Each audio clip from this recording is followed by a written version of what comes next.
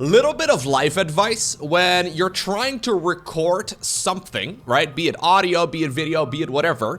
I highly recommend clicking the start recording button. It turns out it's very helpful. Just, you know, a little bit of random advice coming your way. What I've got for you today is a Terran versus Protoss, where we find ourselves in game number 1 of this best-of-3 series on the map Royal Blood. Spotting right here in the top right-hand corner, playing with the blue Terran SCVs, we have Cure, and his opponent in the opposite corner with the red Protoss probes. He goes by the name of MaxPax. Just a random bit of advice, okay? I definitely did not just, well, do my full intro and talked about the first couple minutes of the game and then realized I wasn't recording at all. That definitely hasn't happened. Here's the situation.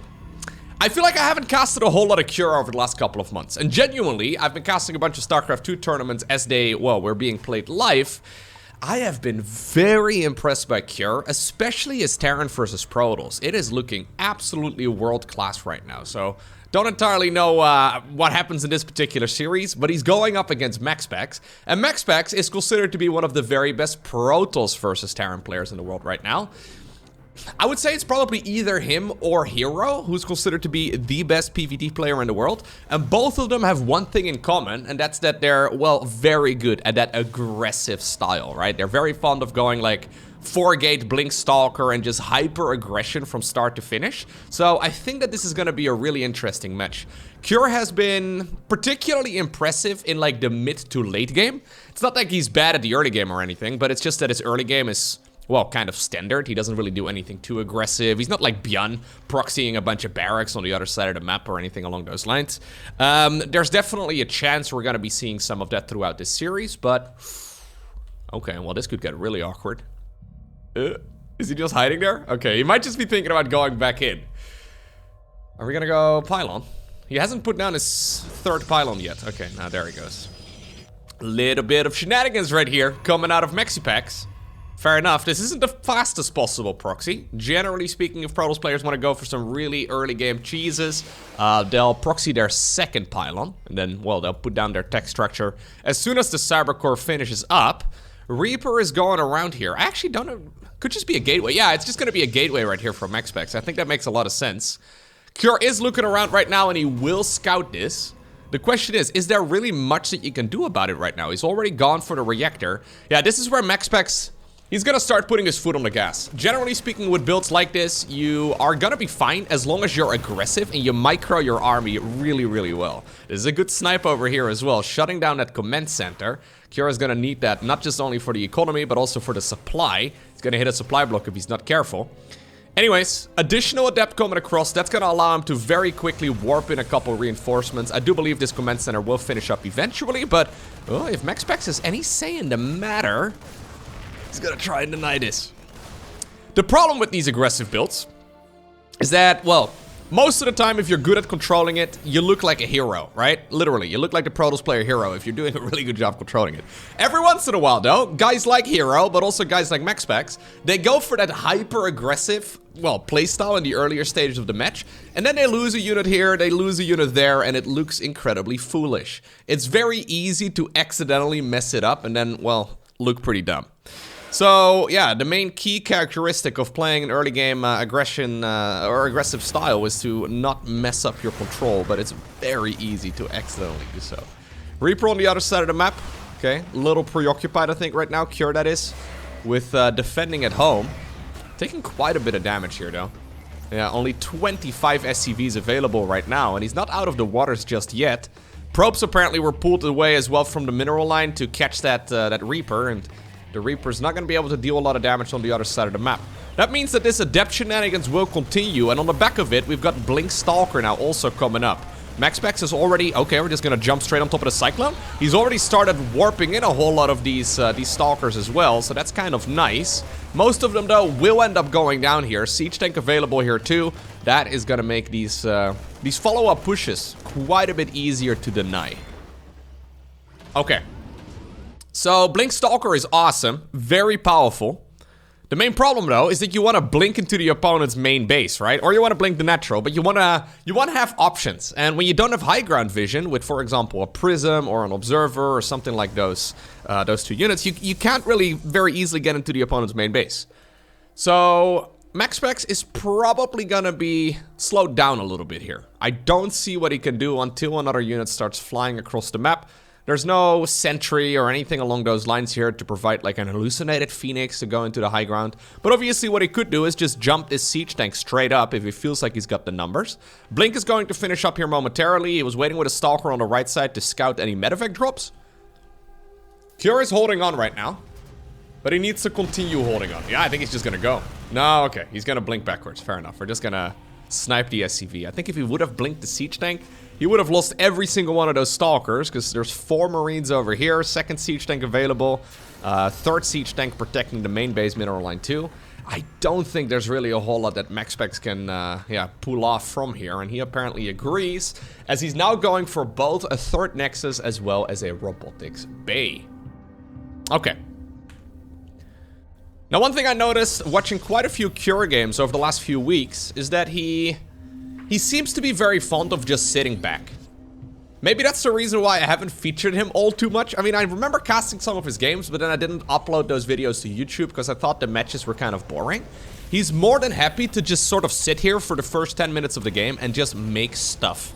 When he deems that that is the correct strategy, which, you know, oftentimes it is, yeah, that's what he'll be more than happily be going for. So he's got he's got himself triple barracks production right now. We should definitely see a third command center on the back of this too. But he's not really the spiciest Terran player to watch, I suppose, right? But I think he's actually really, really strong, especially when it comes to the mid stages of the game. So one thing that I saw him do that really impressed me was splitting his army into 2 really big balls. So, for example, right, if you're watching, there's the third CC, if you're watching Beyond play, he'll basically always go for that massive drop, right? He'll go for the drops all over the map, he'll load up medevacs, and he'll just try and deal a lot of damage. When you're looking at like a Cure, you can expect him, though, to split up his army and really push in multiple areas all at once, without really, oh, nice snipe over there on the tank, without really loading up units into medevacs nearly as much. So, for example, I wouldn't be surprised if at some point this base over here is going to be taken, that we're going to see this army basically split straight down the middle. One of the armies goes on the right, one of the armies goes on the left, and we start dancing. Now, it's a great playstyle if you are very good at dancing. I'm terrible at dancing, but I'm also not good at, well, dodging disruptors, right? Disruptors are usually the main problem that you run into. If you're forcing yourself to split your attention in multiple areas at once, units like disruptors can accidentally snipe like 20 supply worth of units, and, well, at that point, your aggression is shut down. So we'll see. Cure right now, though, mostly just going for the bulldozer approach, yeah. He's been happily macroing up on 2 bases, going for a third command center right now as well. I'm expecting that CC to land on the low ground here momentarily. He's gonna go across, but of course MaxPax has been buying a lot of time, and he's now the one who's gonna move a little bit further forward over here. He wants to get that Raven. The Raven has interference matrix. If it can shut down those Colossi, that is gonna be the end of MaxPax in this game, so that's exactly what Cure is trying to aim for right now. That's also why we see MaxPax trying to kill that Raven before it can really deal damage. Okay. For now, good set of force fields, just trying his very best. There's now 3 Colossi available, though, and that is quite a bit. I think there is a chance for him to interference this, but he needs to be very cautious. Siege tanks inching closer as well. Look at the Terran army, right? Moving across, just rallying everything, even stimming some of those units from the back to try and reinforce this faster. Zealots now going in as well for a counterattack, though, so both players reading this fight quite nicely. They recognize, okay, this is not going to be super quick. We're gonna try and set up flanks, and we're gonna try and just, well, take our time with this, but it's very important that you don't get too carried away either, right? Because if you're too slow, yeah, suddenly the Protoss can just warp in a lot of reinforcements and they can collapse on top of you. There's an interference matrix, but only on one of the Colossi. The Raven ended up going down before it could fire another one of those missiles, and that was really nicely done right there by MaxPax. It's easy to accidentally let the Terran player sit out there for a little while too long. Blink. Beautiful. Yeah, it's easy to accidentally let the Terran player sit out there for too long and allow those reinforcements to show up because you're scared of engaging into sieged up tanks. But MaxPax looked at that, he's like, you know what? I can come in from multiple sites right there. As long as I snipe the Raven, I'll be fine. Okay, so that means that Cure once again has to go back to his defensive style. 4th Nexus in the meantime has started up here as well. We've got the Ghost Academy here now building 2 for the Terran. Super important, because the Ghost Academy will allow him to make, believe it or not, ghosts. I know. But ghosts are very good, of course, against Archons, but also Zealots and High Templar, and basically all of the units that Terrans, usually face off against in the mid stages of a game. Here go the Zealots. Into the main base, trying to be annoying. There's already Vikings out, though, yeah. Not a huge fan of that. When you're going for 4 Colossi, it's safe to assume your opponent is going to make at least like 8 Vikings. So a Zealot run by at that point can theoretically deal damage, but where were those Vikings going to be, right? Maybe they were going to be over here to try and get some free shots off on those Colossi, but other than that, I don't think that drop was really gonna achieve all too much. Now, because the Colossus count is growing, MaxPax is making that transition towards the Disruptor. So the Disruptor, of course, a phenomenal unit. I guess that's one of the big differences between right now and like a year ago. Like a year ago, guys like Cure would accidentally walk into a Disruptor hit from time to time, right? And it still happens. But whereas the Colossus is sustained damage output, right? As long as it's firing in a fight, it will deal damage. The Disruptor is literally hit or miss. So sometimes it can win you the game. But in theory, if Terrans micro really, really well, it's hiding underneath here between the legs. The Colossus, should theoretically be better because the Disruptor can be microed against much easier. That being said, of course, it's all about creating chaos and trying to, well, make sure that you out-control your opponent and you outpace them. Oftentimes, Zealot run-bys, for example, can really draw the attention of a Terran player away. And if that's the case, then suddenly those Disruptor hits can be amazing. So Cure, now forced to deal with a couple of Zealots, he decides to retreat with his entire army. Okay. So, High Templar coming up as well. Another Nexus here now started up on the left side of the map for MaxPax. Both players going around, okay. +2 starts up here for Cure. He really needs to start up the +2 infantry armor as well. Yeah, okay, he does begin that. Very critical. Zealot's going in right now. Once again, this is something that MaxPax has really gotten very good at over the course of the last year or two. Okay, there's a couple of Purification Novas, but good control right there by our Terran player, who's now breaking this high ground really nicely. Honestly, he could even target fire down the Nexus itself if he wants to. Purification Nova right there, not really getting that much damage done. Colossi in the meantime, okay, also taking a ton of damage there from the Vikings. Archons are, well, nowhere to be seen anymore. There's not a lot of Stalkers available either. And with all of those Colossi taken out of the equation and the Disruptors being dodged, Cure, this is what I'm talking about, man. Cure is incredibly good when it comes to microing these fights. Even Bjorn doesn't seem to be that good at it. Like, Bjorn is a little bit more hit or miss, I suppose. The only thing here that I don't quite like for Cure is that it doesn't realize that there's another Nexus ripe for the taking. It's right there, man. It's basically free. Oh my god. If MaxPax wins this game because of that base over on the left side of the map, that would be amazing. Okay, nah, it is gonna get sniped. And this is an incredible catch right here for our Terran player. Yeah, so what even really happened during that fight? Cure just didn't miss micro, right? So what exactly can go wrong? Well, first off, the most obvious one is that you take damage from Disruptors, right? Secondly, you can accidentally sacrifice your Vikings by flying them over Archons, or for example, allowing those Stalkers to get a few too many hits in. Next up, obviously, your army needs to be far away enough as well, so you don't take too much damage from the Colossi. And, of course, you don't want to be so far away that the Vikings are all by themselves. It's a very delicate dance.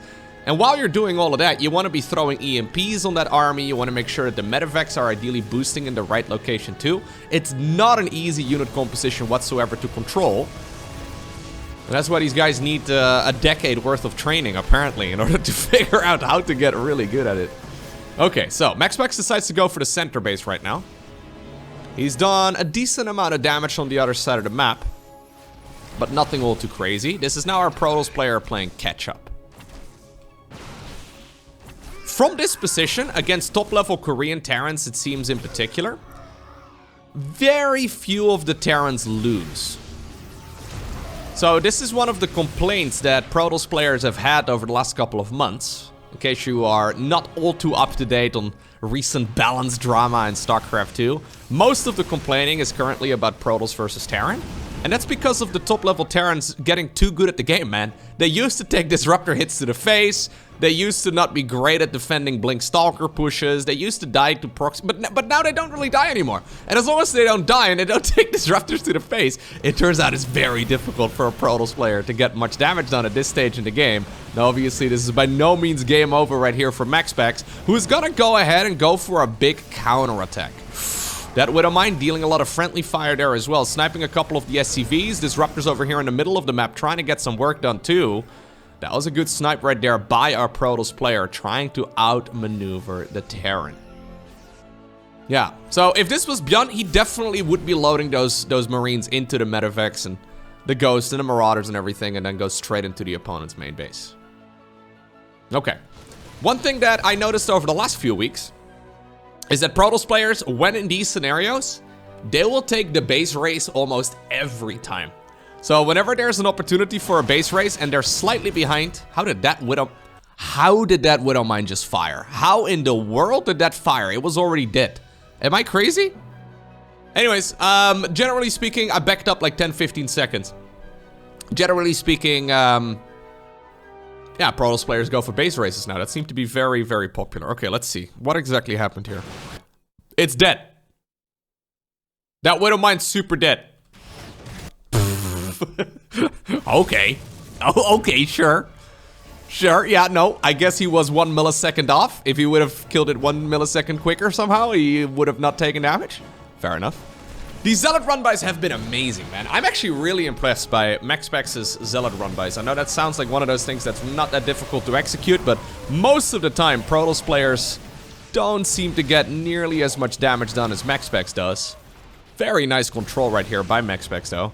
The thing is, in the meantime, Cure, yeah, he's been flying his command centers around. He can even consider repositioning his natural expansion here shortly.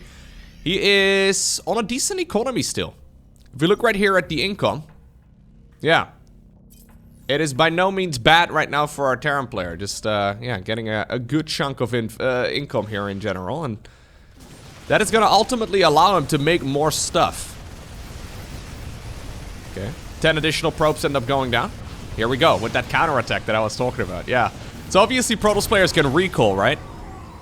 And it seems to me that whenever Protoss currently feels like they're not in the most comfortable of positions, like those Archons right now, they will, yeah, just commit to a full-on counterattack, try to deal as much damage as possible. My god, please let those Archons in, buddy. They want to fight!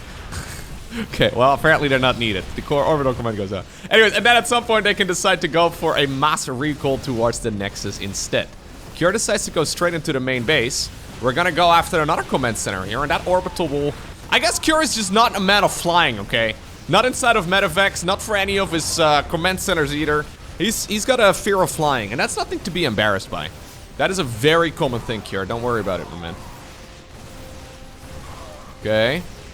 Marines trying to micro to the best of their abilities, but they need to get out of there eventually. Forced to pick up. It was pick up or die, okay? They didn't really have much of a chance. Okay, so where exactly are we now in this game, though? Cura's got these bases over here. Yeah, he's re-establishing himself with a plethora. There you go, that's a word I've never used in a cast before. A plethora of supply depots. It's a good name for a band. MaxPax doesn't know about this base. He doesn't even know about one over there, although I guess that one is a pretty safe assumption. He's gonna check whether or not that main command center is located in the most obvious spot, but that's actually not the case. So, right now, this could be a misread right here from MaxPax. Right now, he may assume that he's actually in a better position than he is. Okay, now he scouts this. In the meantime, there's been a lot of mining, right? So there's a lot of reinforcements here available for Cure. 132 army supply versus, well, now 99. Okay, that was a good hit. That was a really good start for that fight. MaxPax's supply count is not that good, but that's because a lot of that supply is caught up in the worker advantage, right? So he's got higher tier units here than the Terran opponent. Main problem right now, at least in my opinion, is the fact that he's not producing, whereas Cure is. So Cure is playing this really nicely. He doesn't really need to fight. Yeah, as long as he just buys time and he picks off a couple Protoss units there at a time. Nice movement there by Cure. This is what I was talking about. Splitting up his army. Okay, pretty good micro over there up north. He doesn't really need to take this battle here. But you know what? Yeah, when you've got the numbers, you may as well. Next up, we find ourselves on Babylon. I decided to fast forward through the first 2 minutes of the game because nothing happened. I mean, we could be spending, 2 minutes together like that, and I could tell you about random unrelated things. I've got nothing though. Oh, I went to the hospital this morning. I got my ears checked out again. For those of you unfamiliar, I mean, see, this is why we need more quality time like that, I guess.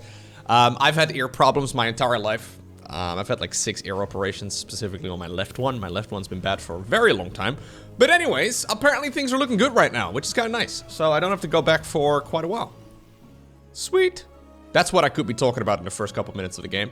The thing is, I don't really feel like it. So, Stargate opener right here for MaxPax, whereas we've got a triple barracks start right here for Cure.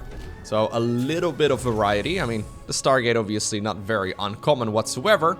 But at this point, yeah, it's difficult for MaxPax to figure out exactly what he's playing against. This is a build that we've now been seeing as well in the Zerg versus Terran matchup every once in a while. But of course, it found its origins in this particular matchup, right? So what you can do is go for the Stimpack upgrade, you can go for the Combat Shields upgrade, and then you can make a whole lot of units.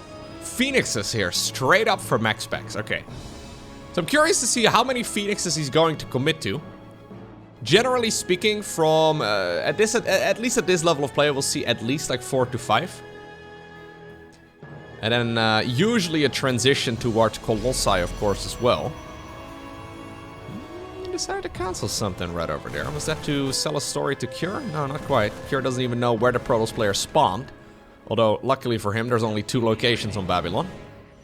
And he's got his attack point set right over here. Gotta go for the shield battery. Fair enough. Probably another pylon that he had over there. Okay, so there's the robo facility. There's the robo facility. That was a gateway. And we'll be seeing the robo bay here momentarily. So this is a very safe approach right here for MaxPax. Which, again, makes me think that Cure will probably be pretty happy to sit back. The thing is, though, with an opener like this, like the one that Terran has gone for, you really do want to try and hit your opponent in the face. You really do want to try and hit as soon as these 2 upgrades finish up, because basically that's what you're building up to, right? You hit a massive power spike, suddenly those Marines will be much more powerful, so you may as well test the waters. The main downside, of course, of this opener is that you don't have medevacs. So if you don't have medevacs, every time you stim, well, you're a... Oh! Cure! He just killed the bird. That was unnecessary, dude. Anyways, every time you stim, you accidentally, destroy your own combat shield advantage, I suppose. This is the moment where those upgrades are done. Are we gonna try and move? Yeah, that's what MaxPax is anticipating. He's even gone for an Immortal right now. Have we even... No, we don't have a Robo Bay? Interesting. I don't think an Immortal... Okay, yeah, this is really just a stepping stone. MaxPax may just be looking at this game and he's realizing, yo, I just need to survive. I don't really care. The previous game was a little bit frustrating, but I am happy to just play the macro game. I don't really have the need to be that aggressive. As long as I can defend, I will be okay. I don't know if I agree, to be honest. I feel like most of the Terran versus Protoss wins that Protoss gets are because of aggression, right? So if you're sitting back, and you're going for a super late 3rd Nexus, you're just trying to survive, you're inevitably gonna fall behind against that Terran economy, right? Like, the advantage of the mule is just very significant. Anyways. MaxPax is, of course, the Protoss versus Terran expert here. And I'd like to be proven wrong. But I want to see how he, like, keeps his Nexus alive if Kieran knew that it was there. Somehow, some way, that probe managed to sneak out, by the way. I think Cure assumes that he's had control of the bottom of the ramp for a long time, but there's just been a little bit of space where one of those probes managed to sneak away. And that is ultimately now allowing MaxPax to be in a... Never mind. I was gonna say it allows him to be in a pretty good spot. If Cure sees this Nexus, he would kill it 100%. Colossus is coming up right now. Ranged is coming up as well for the Colossi. Cure feels a little bit greedy. Please don't stim your Marines to try and catch a couple Phoenixes. That is not worth it. He could have easily killed this Nexus, but it turns out, yeah, it wasn't spotted. Okay, so that means we do have a transition coming up. Double medevac now coming up here for Cure. He's mixing in a couple Marauders too, and they're going to be very helpful, especially against Colossi. When there are this many Phoenixes up in the air, they can obviously lift up half your mineral line and then still come back home in time to defend as well. In general, it's difficult now to go for Vikings. I mean, you can obviously give it a try, but the Vikings are usually made to counter the Colossus. But when you're obviously playing against Phoenixes, the Phoenixes are still pretty good at countering the Vikings too. And all the while, those Colossi are going to be shooting lasers during the engagement. So MaxPax adding on some more Phoenixes, I don't mind it at all. I think it's a pretty clever way to play it, as he's now transitioning towards the Forge and the Twilight Council. So he managed to stay alive, but maybe by a little bit of luck, right? If that Nexus would have been spotted, I don't think he would feel nearly as comfortable in this game. Anyways, third command center being built on location. Phoenix is still moving around. Ooh, trying his best. There's the Widowmine. Okay, good bit of damage right there on those Phoenixes. Marines and Marauders. The Marauders are mostly just stimming for, you know, maybe their addiction or something. I'm not exactly sure. They just really like the combat drugs here. They can't shoot up, so I'm not exactly sure why he stimmed Marauders to try and catch the Phoenixes. Probably just boxed the units and decided to send them in as fast as possible. As a matter of fact, drop has been attempted a couple times already, but I actually don't mind the idea of just not sending it in. Yeah, so Cure really wants to send it in, but he also knows that if the Phoenixes aren't on his side of the map, there's a chance that they're gonna just snatch stand supply for free. And that is by no means good for the Terran. So Cure, once again, playing it very conservatively, right? I guess that's a good way to describe his earlier stages of a game. He is more than happy to just sit back, destroy a couple birds apparently, right? Poor Urubu from the other side of the map. Just kill a couple birds and yeah, just tiptoe around the opponent. Honestly, if you have confidence in your splits against disruptors, I guess it makes a lot of sense. I don't, so I would be playing this much more aggressively. Okay, here's the transition coming up as well for MaxPax, who is, okay, well, scouted at least, so the fourth Nexus is spotted here. We've got Archons coming up. One thing that could technically work is, for example, a High Templar transition. But the thing is, when you're going for this unit comp, right, as MaxPax, the most obvious transition that you add into the mix as well is charge slots. So charge slots are basically mandatory with this style. And if you're forcing out, Ghost because of course, those charge slots, you generally don't want to make use of High Templar anymore either. So it kind of feels like Protoss is oftentimes pushed into these tricks, right, where they have to hit a big amount of damage with a disruptor or a storm or something along those lines. But if Terran plays it perfectly, then suddenly, yeah, the game is very, very difficult to win. Let me put it like this. I think if you have like two perfect AIs playing against each other, Terran would win every time. And I guess it maybe, wasn't as noticeable over the last 2 years or so because, well, Terrans used to take damage against disruptors. But these days, the top level Terrans, they are very difficult to kill. Okay, here we go. EMP right there, blanketing on top of that. That's one Colossus going down. Second Colossus chasing behind. That was way too slow of a reaction right there from MaxPax, who doesn't have Blink, so he can't get underneath. There is an EMP connecting with that Archon too. And obviously keep in mind in this game, right, the start of the match was horrible for the Protoss player. He got a little bit lucky there, I guess, but now the army count right here for Terran is just too big. Cure not taking any gambles, not taking any risks in the earlier stages of the match, because he knows if he can force the game to get to this point, he will be the overwhelming favorite. And despite the fact that MaxPax's Protoss versus Terran really is incredible, it's Cure who obtains what seems like a pretty easy 2-0 victory.